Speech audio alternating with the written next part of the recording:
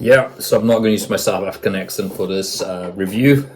Yeah, just to keep it serious.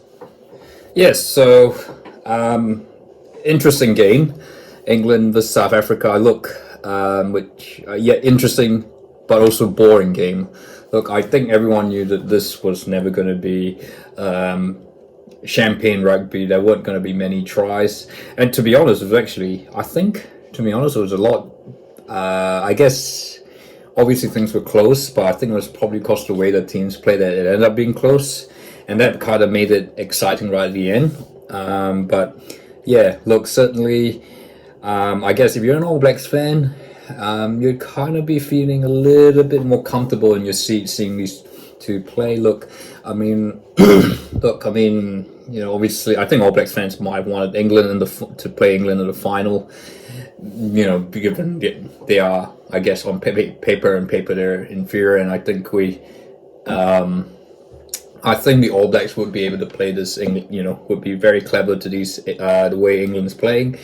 But I think even with South Africa, I think, and I'm not trying to, we're not trying to blow out you kind of eggs before they hatch, but I just kind of feel, that the All Blacks game against South Africa at Twickenham back in August was really just a bit of a red herring, because the All Blacks, it was really a pre-World Cup warm up, and I kind of felt the All Blacks weren't really taking it that particularly seriously. I think if there was one measure, I think that one gives me hope. It's the game we played against them at Mount Smart, where look, I think they played a really strong team, and we absolutely dominated South Africa. Look, I think that game I think the final is going to be a lot closer.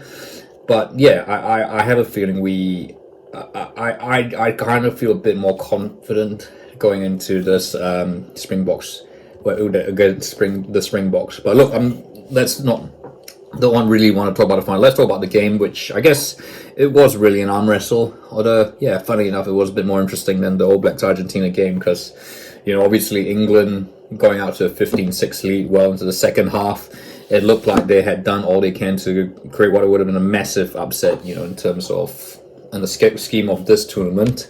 Because obviously everyone was tipping on New Zealand South Africa final, and England were kind of ruled to be walkovers effectively, but England played really well.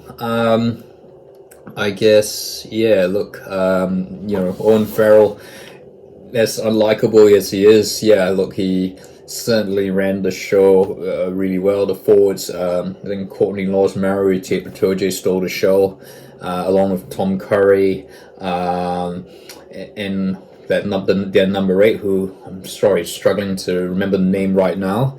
They stole the show. Mitchell was really good from halfback. Look, they chose the conditions, obviously, particularly mid game, with the torrential rain, meant that chasing a game was always going to be hard. And look, it was all for England to lose, and unfortunately they did that. South Africa probably got all their selections and tactics model, and all credit to them. They brought it back. Put Mani Labok, I guess, pulled off after 30 minutes. For Andre Pollard, which can't, that's never really a good thing for any player, certainly someone that young.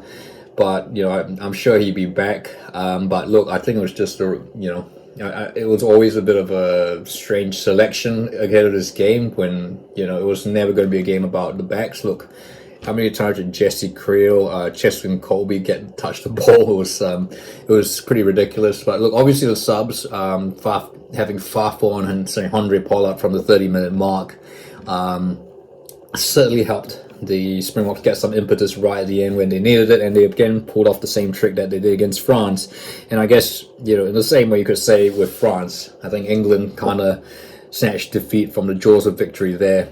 England really should have just, they should have just kept on doing what they're doing, but they just let the Springboks back into the game. So, look, I guess if you said to any England fan that, a month back in August after losing to Fiji, that they'd be, a goal kick short of making the Rugby World Cup final, I think they would have eaten your hand. That was just how bad things were with English rugby. But Look, I mean, whether they can, I don't think they can play this style forever. I don't think it's going to be good for English rugby. I'm sure Steve Borthwick is going to make some changes after this, starting with the Six Nations. So we shall see what happens there.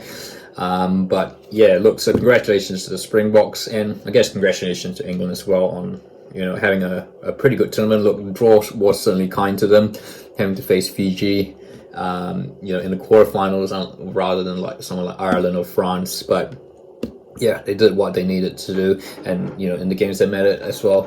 So yeah, and so look, we'll talk a bit more about the All Blacks South Africa, and next week there's going to be a couple more videos there. But that's just my thoughts. England South Africa, a rather interesting semi-final, yet boring as well. So if you get what I mean. But look, if you like this video, feel free to like, and don't forget to subscribe.